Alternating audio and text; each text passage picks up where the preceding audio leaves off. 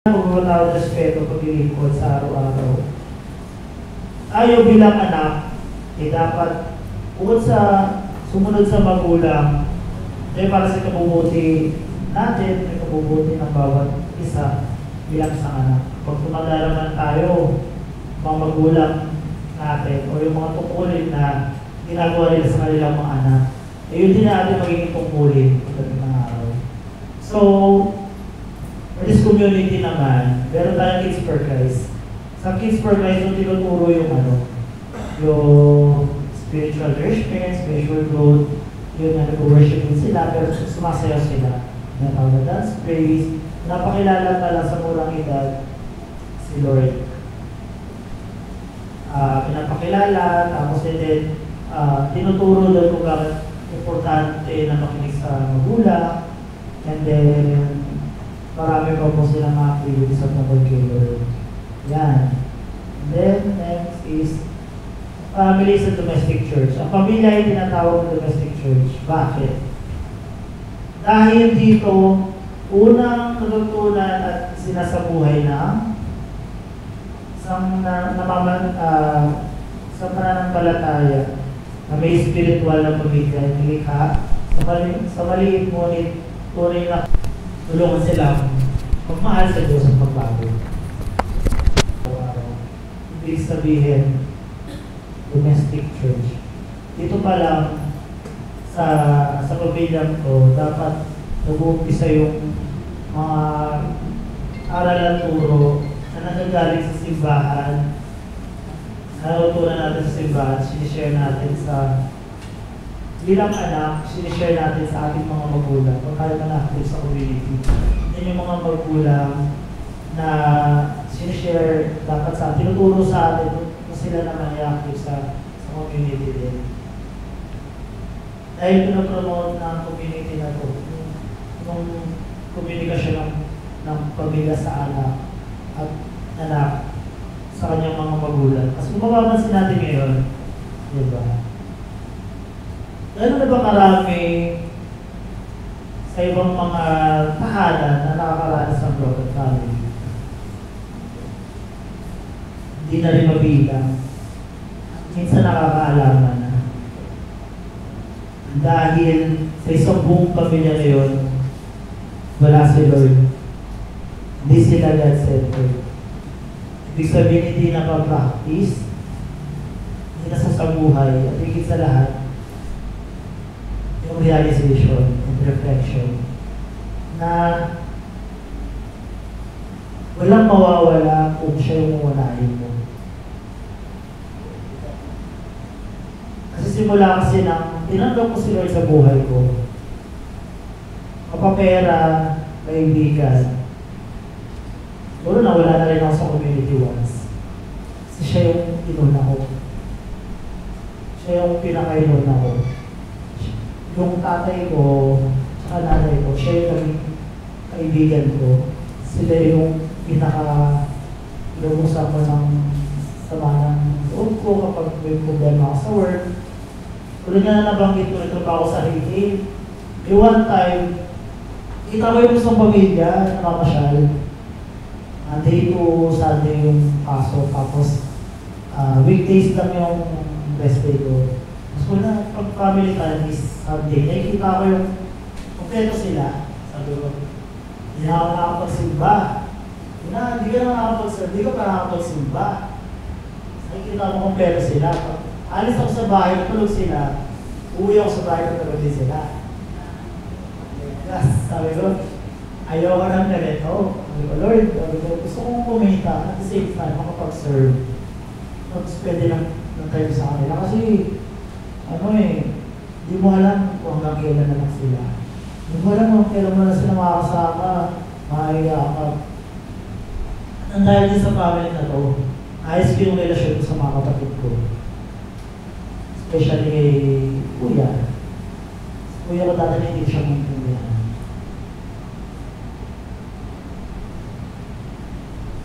Kasi kung tayo, naman hindi ko ito naiintindihan. Why God's planning for families not happening? Kasi yung father ko, nagtatrabaho siya sa abroad, minsan sa China, minsan sa Taiwan, minsan sa Boracay. Yung mama ko lagi din wala sa bahay, hindi ko sa pupunta. Ganyan yung sitwasyon ko nun. Sinusira yung barkada ko, natuto kong minom, natuto ko underground music, sinusira yung nakakasama, nagpapanda. Pero hindi naman. Nag-yosi siguro once, na-try. Pero pinakamalala ko uminom. Yun. Tapos ito yung naranasan ko. God has lost his central place in the family.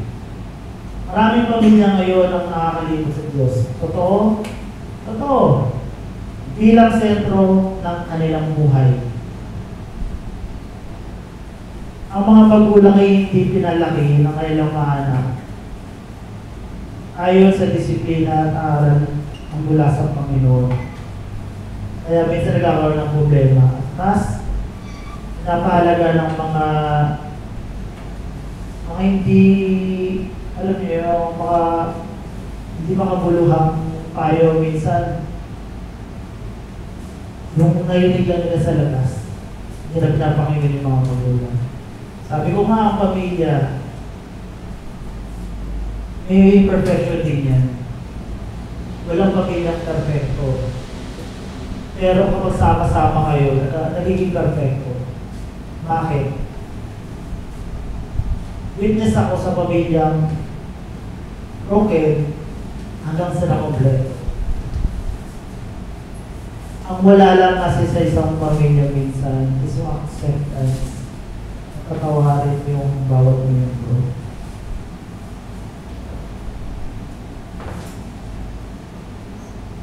Ulan yan, God is lost his central place in the family. The family itself losing its importance. Sa pamilya natin, may importansya ka. Walasan, sa tingin mo, parang wala ka lang. Importante ka. Aalis sa din yan pagdating ng araw. Kasi akala ko kasi noon, parang wala lang dati. Ano ko yun eh. Hindi pala ako. Siguro si Bunso, ay kasi napapagalitan. Siya napapagalitan. Every time na kapag, kasi maga kasi ako gumigising eh. Hindi ka rin ako magluto. So, umaga pala, magluto na ako sa family.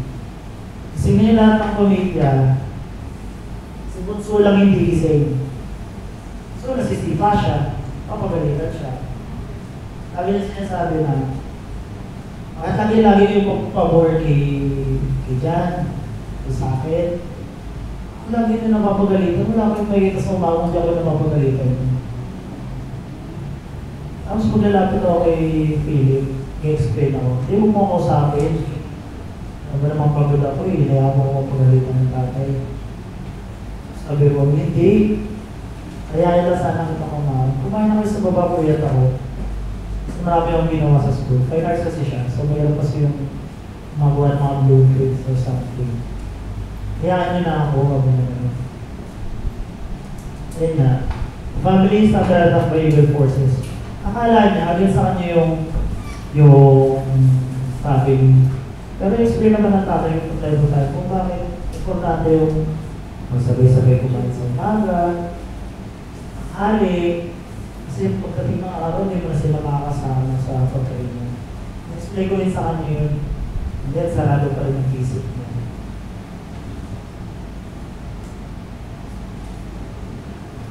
Ano kailangan natin gawin? Make a decision for God's plan to happen in our family. Yan yung ginawa ko. Diba? Choose to let God guide your family. Ibig sabihin daw, Lois, ano pag-isentro natin si Lord? Katahanan natin, desisyon natin sa buhay, pagmamahalan sa araw-araw, kapasino pa yan, ay sino man yung mga kapatid natin sa labas. Kung may kaunti kang laman sa bulsa, share natin. Ang bibilis ha? Ang bibilis ha? Una, practice tayo. Ang walang tao. Sige lang. Kaya. Next to yung mga yung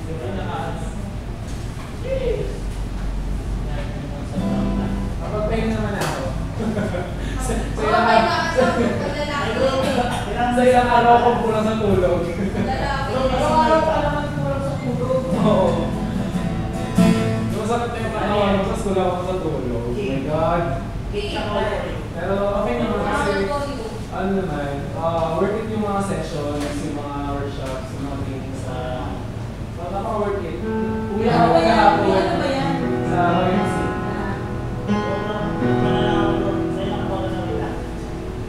So yung nakatulog. Pagtinginan kayo dalawa. Ikaw daw, tulog naman siya ng gila. Pagtinginan kayo. Eye to eye. Pagkagalan. Pag eye to eye kayo. Ano natin? Speaker. Ano ba hindi pa yung nakatulog eh?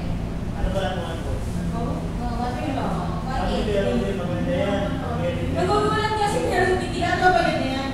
Lahat na ba yun yan? Oo, bayad na lahat. So, isip mo din bayad sa atin. Wala pa. Hindi ka pa napabayad. 500 dito. May valid per speaker. Pero hindi, wala pa. Pero na.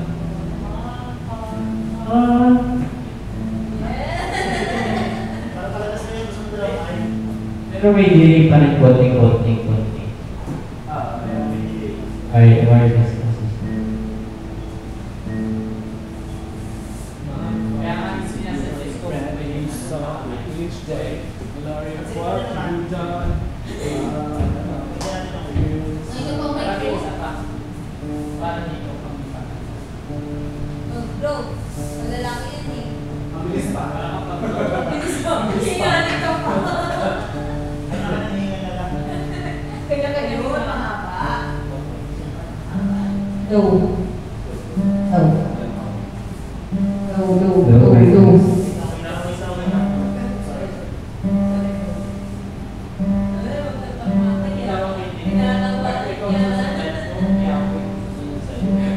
Si Martin Susan na po kasi nasalita.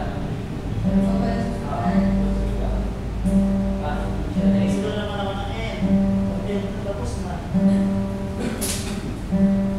Magsalo pa yan. Parang nasa sistema na tagal ko lang hindi kinakanta to, lumala kasi. Yan o. Yan o. Hindi, tsaka free. Tsaka for you. Parehas mabilis na Eh, alam mo ba, yung hindi tayo pinapasayang ngayon. Bakit? Kasi kasabay na natin yung sports fest. Kasi si Marco ni Lisa sa kanya. Oo, tapos. Sabi ano, Ano mangyayari? Huwag ka, parang mag-remind ka naman sila sa kay, parang na, bro, walang CLP sa ano ha, nag-iwan ha. kasi ano, sports Eh, fest. paano tayo tayo selfie ngayon? Next week wala na. Kasi next week wala si Bakit? ano, anniversary. Ay, buti na lang kasi wala ako next time. Thank you, Lord. Team building kami bago Hello. Ano yun? Hello, that's one. Kasi gagawa na kami ng operation na ito. Pasok ka na ba naman? Mid-year term pa lang, summer. Ano? Always possible gagawa na ng operation na ito.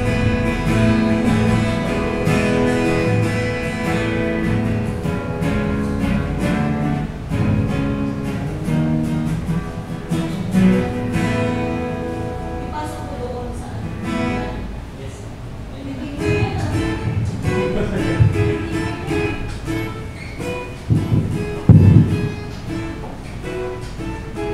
Hindi ako. Wala ko ito magkita na.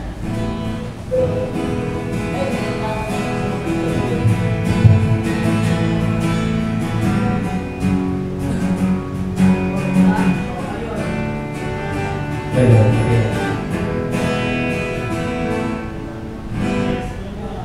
Everything. Okay, good. Apa? Sakto.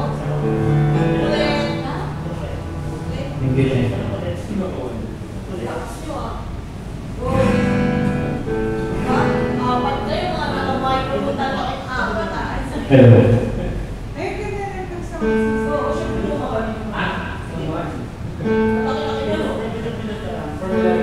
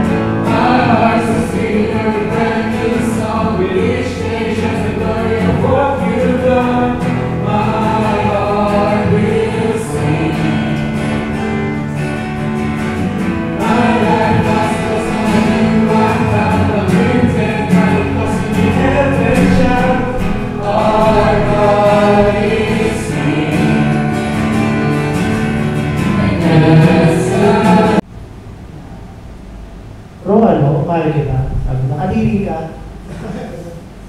Kadiri ka. Wala gano'n. Ano ba iniisip mo? Hindi ibig sabihin gano'n. Mahal kita in a way na gusto ko na magbati tayo dalawa. Alam mo kuya, ako din gusto ko na magbati tayo. Kita mo, grade school pala tayo, mag-aaway tayo, hanggang ngayon tatrabaho ka, mag-aaway pa rin tayo. Hindi ka ba napapagod? Sabi sa kanya, parang ikaw yata yung gusto ko sabihin eh. Pero parang ikaw yung baliktad eh. Sabi ko, sige na, ako na, paggabi ko na. Oo nga eh. Yun yung sabi ko sa kanya, oo nga eh. Siguro baka may mali din ako. Oo nga, mali mo kasi nito, nilalangan ako ng mga mali ko. Alam mo, pero sinusumok na naman ako. Sabi niya, oo na, sige na. Sabi ko sa una ko, ito ba gawin na lang natin ito para kay Papa? Gawin na lang natin ito para kay Mama. Pero bukas ang sigyon, Mother's Day. Makita natin yung love and support namin sa family. Anong gagawin natin? Magkatawanan tayo, may talagay ka. Hindi ganun. Yan ka na naman eh. Kasi ito kasi si Bulso pala, pero kung sa pamilya ako kasi seryoso. Kung inutusan kasi ako, pagkamali kasi yung mga kapatid ko, ako yung napapagalitan. Kamali si Kuya, ako magsasabihan, hindi ko tinuro ganito dapat lutuin. Nagalitan si Bunso, ba't di mo ginising sila? Alam nila, favorite ako ng tatay ko. Favorite ako, kasi kung may gusto bilhin yung tatay ko ng isang bagay, bibili niya yun, bibigay sa akin. Sabi ko, ano to? Bigay ko sa'yo. Sabi ko, hindi ba may kita ng mga kapatid ko kasi selos. Sabi ko, hindi ako paborito. Nagkaya sa paborito. Nagigising ako ng 7 ng umaga. Napapagalitan na ako. Nagana na ako. Sabi ko, sana gano'n yung gawin niyo. Para yung sa mga family namin, ang banding namin maglilinis ng bahay. Noon, kompleto pa kami. Kaya isa sa mga kapatid ko. Matutuwa ako kasi nandiyan yung nanay ko, nandiyan yung tatay ko, nandiyan sila. Tapos, kuya ko nagluluto. Sabi ko, banding tayo, maglinis tayo. Kung naman yung may gusto. Tapos yung tatay ko, early morning dati, alas 8, mag-aayang mag-grocery. Nilak nila yung mga pintuan nila. May tigisa kasi yung kwarto. Nilak nila yung mga pintuan nila. Kaya nakakainis. Sabi ko, uy, lumabas tayo, magtay pa tayo. At the end of this discussion, siguro ang reflection lang dito sa talk na binanggit ko, sa complete ito ng loving your neighbor, loving your family, loving your family. Ayun, kung meron man kayong mga kasama sa bahay, kapag-anak na hindi ninyo kasundo, it takes time, pero bibigay din ni Lord sa inyo yung hamang tayo para patawarin sila. sabi ko nga sa inyo, this community is a land of broken imperfections. It means walang isang tao dito na nag-serve ng perfect, na magaling, na number one kay Lord. Lahat kami may pinagdadaanan, lahat tayo may pinagdadaanan. Ang gusto lang ni Lord, share niyo yung pinagdadaanan upang, alam niyo yun, yung pinagdadaanan natin is gumaan ka. Sana, we pray din sa mga family na ninyo na naiwas sa mga bahay. Basta family natin minsan, sino dito yung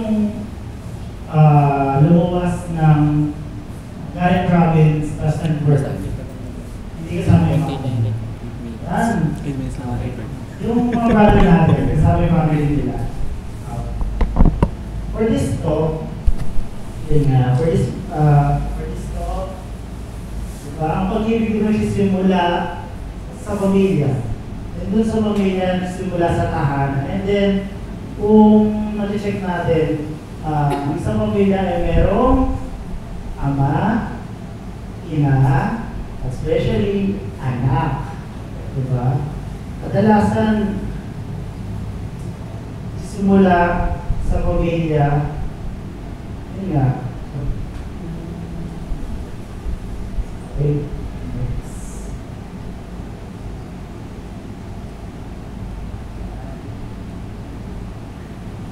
Bago magkaroon ng pamilya, or in the modern day, kasama natin yung mga family natin, di ba sa kanila nag-umpisa, kay Adam and Eve.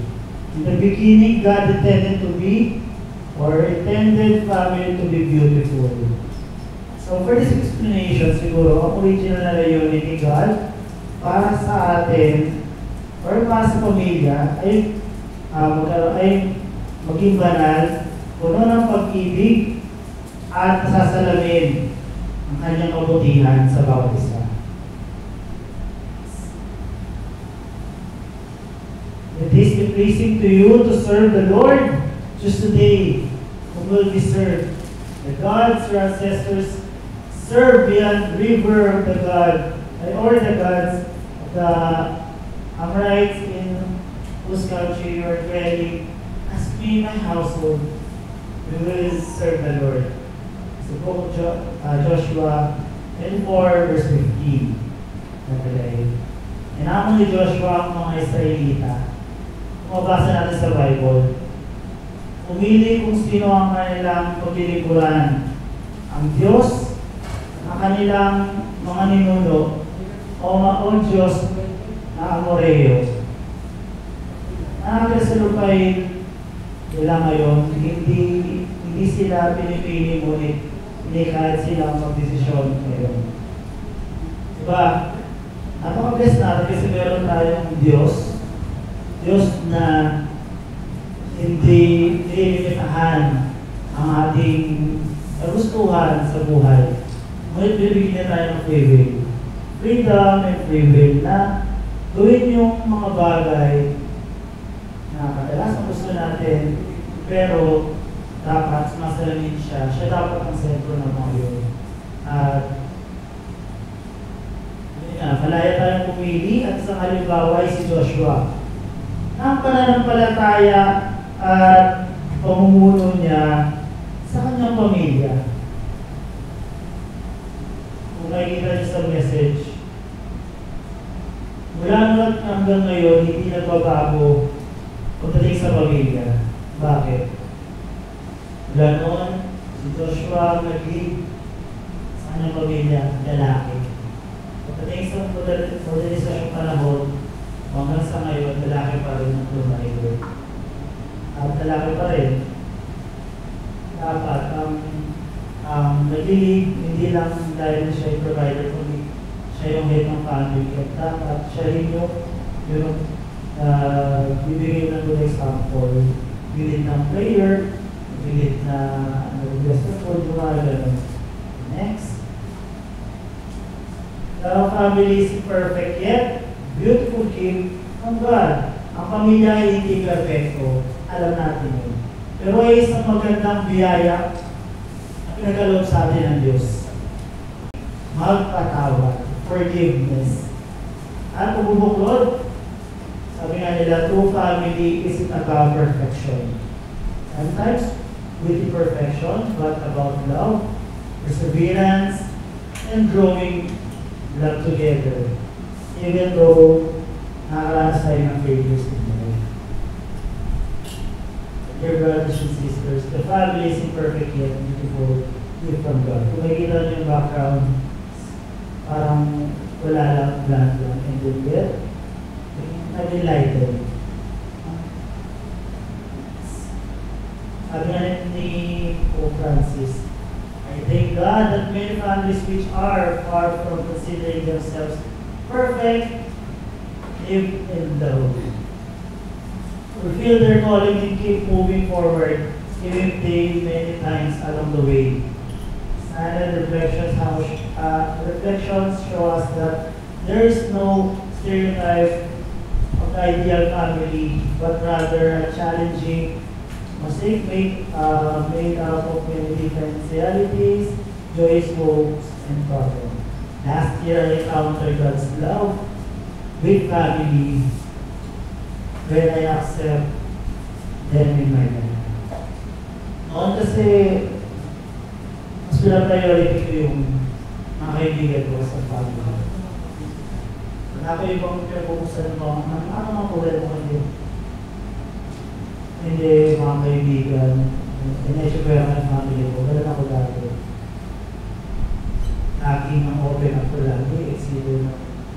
Maybe, makasama ko sa church or sa youth ministry, but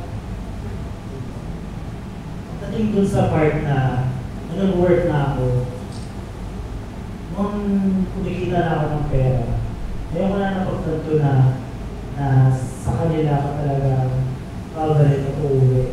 At the same time, yung pinagpapaguran mo, walang iba makakaintindi sa'yo sa mga problema mo, sa mga drugs mo, sa mga hinanakit mo pag may family mo. Dahil sa pagmamahal na yun, na pinagkaloob ng Diyos sa akin, nabago ko yung perception ng family ko. Ito sa service. Hindi siya naniniwala dati sa serve namin. By the way, kuya ko pala yung nag-introduce sa akin sa community. So, matagal na siya sa akin sa community. And then, part siya ng PFO. Head siya ngayon sa SX. By that time, pina-question ng father ko yung service na, sabi dalawa. Kasi hindi naman, yun na, sa madaling sabi, hindi naman nasa naiintindihan ko yung ginagawa ng sa community. But, kung hindi na siya nag-work, mag-stay na siya sa bahay, tinalik ko, sa pamagitan ng pagmamahal ng Diyos, naliwanag namin sa kanya na yung marami pa rin yung galindo sa nasa katawan, yung katawan na meron tayo, hirap ng templo para sa Diyos. And then, humito siyang panigarilyo, tapos, yun nga, nagkasakit siya, and then, doon simula yung grocery ng palagi sa aming family. Tapos, sa kanya ako in-open lahat ng problema ko. Hindi na sa kaibigan eh. Mas excited ako umuwi sa bahay. Tapos, yun nga, makwento ko na rin. Family ko dalawa. Kakadalawa yung naging family ko. Yung family na meron ako, sarili ko, yung mother and father ko. Ang second na naging family ko, yung family ni Alex. Nagumag ni Alex. Said, hindi ko nagawa sa mga kapatid ko. Ako nan ko sa mga kapatid. Ako nan ko sa kapatid niya. Ako nan ko sa tatay niya. Nag-guide ako. Hindi lang, hindi lang relationship ng boyfriend-girlfriend. A relationship and bond, very perfection. Kahit na marami kong kasalanan, tinanggap pa rin ako ng family ko. Pag-graduate ko ng college, 5 years ako walang work. For that 5 years, dahil ko tinatawag sa sarili ko na bakit ka ba nag-apply ako discrimination ng katawan ko? Hindi kasi ako tumaba mula noon hanggang ngayon. Yung mga noon, may ganyan din ako ngayon. So, may mga discrimination. Some other part na, yun nga, hindi ko rin matanggap. And yet, hindi ako sinukuhan, especially ni Alex. Kung iba yan, 1 year, 2 years, alam mo ka ng tatay mo. Guys. But yet, yung family niya yung nasabi sa akin na ayaw niya. O makamalan ka ng trabaho, alam ko, mabuti ka. Yung father ko na nagtatrabaho siya sa Boracay, per day kasi siya. So, mas madalas, wala ako kasama sa bahay. Yung mother ko kasi hindi ko rin ka-close by that time. Keep moving, sako. Siguro, God's plan for the family. Ang pamilya ay likha ng Diyos upang maging tahanan ng buhay at pag-ibig. Sa plano ni Lord, diba? Plano ni Lord sa atin sa pamilya. Misyon na magturo, magpakita ng kabutihan at pagbahagi ng pag-ibig. Natutunan natin, especially sa community, kung saan ako reserve. And dahil sa pamilya, natutunan ko, hindi lang pag-serve sa community. Ang lawak ng service talaga. May service sa family, may serving sa Diyos, may service din sa pamilya, may service sa trabaho, and challenge. Tapos may service din sa buhay, spiritual natin. Nakalagay din dito. May reflection na nilagay ko siguro. Sa bawat member ng pamilya kasi, ay pag-aari ng Diyos at mga magulang ay dapat ituring ang kanilang mga anak bilang mga anak din ng Diyos kung may pamilya sila. Mula sa simula nilang nilikha ng Diyos ang lalaki at babae upang maging isa. By the way, ikaklaro ko lang, diba meron tayong mga brothers and sisters na part ng LGBT community. May mga tao na against sa kanila. Pero dito sa community, siguro ang against lang dito sa community is yung kung ano yung ginagawa. Pero sila mismo, tinatanggap sila dito sa community. Pero yung mga ginagawa nila, pero para kasi sa akin is a process of loving them also. Nakikita nila yung pagmamahal sa kanila kung mamahalin din natin sila. Kasi part din sila ng family. Kasi kawangas din siya ni Lord. And yet, God has intended the family to be transmission of life. Ibig sabihin naman po nito, ang pamilya ay tinalaga ng Diyos. Biglang lugar kung saan nagmumula at tinalagaan ng buhay. Hindi lang ito tungkol sa pagkakaroon ng anak ko, hindi sa pagkakalaki sa kanila. Ay yung culture na tinagis na natin. Niniwala ako na lahat tayo may iba-ibang klaseng culture kung kailan tayo. Or culture na, yung ugali ba na mapakita natin. So yung culture na nasanay lang tayo na ganun yung way, kaya ganun ginagawa natin. Pero kasi lately ko lang sinaintindihan ko na kaya pala masungit yung kasama ko sa trabaho. Siguro may pinagdadaanan ko. Minsan naranasan ko rin masigawan at masabi ko na siguro may pinagdadaanan ko. Kaya minsan ginagawa ko, pinapakuldown ko siya, hindi kinakausap ko siya. Problema ko to.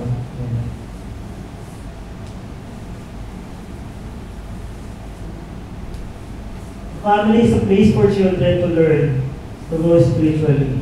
Ang pamilya ay tahanan ng aral at pananampalataya.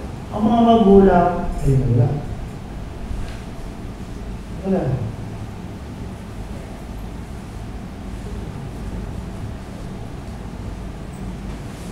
yun. Yan. Pwede ka natuturo sa pamamagitan ng pagmamahal. Pero, kahit may mali sila, magalit ka sa mali nila at huwag sa kanila.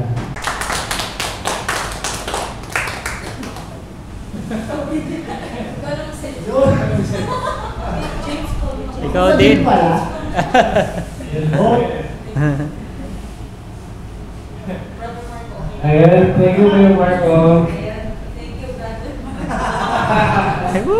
Ayun, nakaya kung sino. Itong na to kasi may pinagdadaan siya with his family. So, siya na bahala mag-kwento doon. So, Gusto kayo experience or kamusta din yung nakikinig kay Brother Marco sa family? yes, ano yung take away? Ayun na yung biyak kanina. Kay Kami. Actually, sa mga Share mo kung ano yung... Share ka. Yeah. Kung ano yung natutunan mo. Kasi aking nakakabuhay ko yung mga friends. Support namin sila. Okay.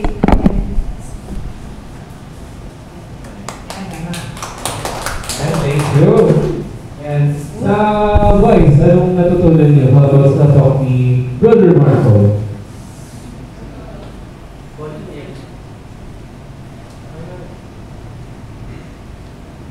Yung ipon ko lang sa yung sa si Kuya Marco is yung about sa family. Actually, related ako sa broken family na pagdala ko siya. Then lumaki ako sa tito ko na pinakasama yung ito.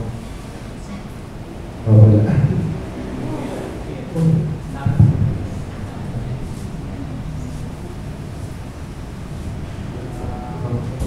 Lolo. Gusto naman yung sa pamilya.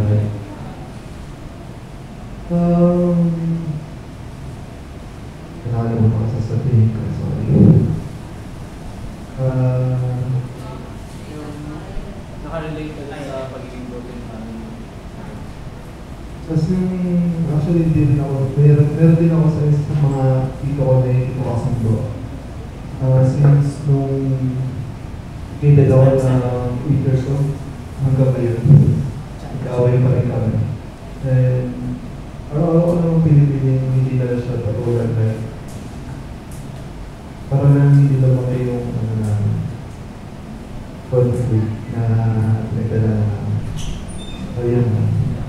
Mga kapatid, so may may isang pag-in-hour challenge ako. Di ba may mga cellphones tayo? Sa cellphone natin meron tayong load or data. Okay lang ba na mag-send tayo ng message sa family natin? Like for example, Lalo si Papa, I love you. O kaya Thank you. o kaya Salamat. Papa, thank you, and I love you. Advance Happy Father's Day. Oh, yun. Sakto. Father's Day bukas. Sayang kasi ginawa rin ito ni Lord yung technology para Kahit teach sino them naman tayo malayo malayo sa naman. Kahit sino siguro naman later tayo na lang father sa figure. personally. Okay, punta na po tayo sa mga designated na discussion group po. Okay, Sis Julie, picture daw po muna. Di ba mamaya pa? Mamaya pa. Oo, sige na. Ano ba? Ngayon eh? Mamaya pa. Ah, sige. Mamaya. Kasi ikaw naman speaker. Sige na po. Okay, tara. Sis Julie. So, discussion. Picture mo na. Picture na lang daw muna. Guys, picture mo na. Sa speaker.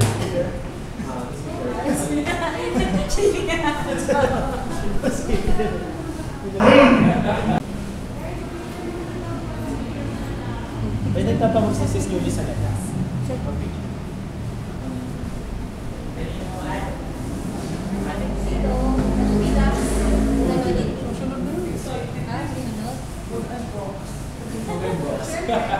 Picture mo muna. Picturean mo kayo. Hindi na, kita. Picturean mo po. Parang Kasama ka ano. Kasama ka brother Chris. Dito na lang po ako. Yan. Ay bro, naimitan pa ako dito. Dito. 1, 2, 3, smile. One more. The best thing. Dito, lahat po kayo. Kaya na. Oo, hindi mo pakali sa unboxing. Hindi mo pakali sa unboxing. Unboxing. Kuha ng pala tayo lahat. Upper left nila. Smile. 1, 2, 3. Wacky. Heart, heart. Smile. Okay. Thank you po. Parts. Ang bilis.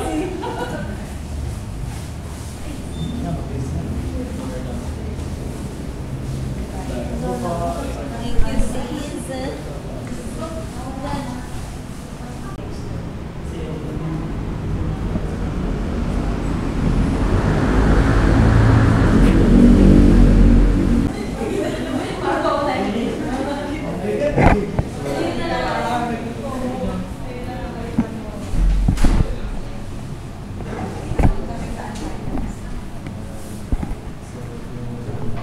Salamat bro. Thank you.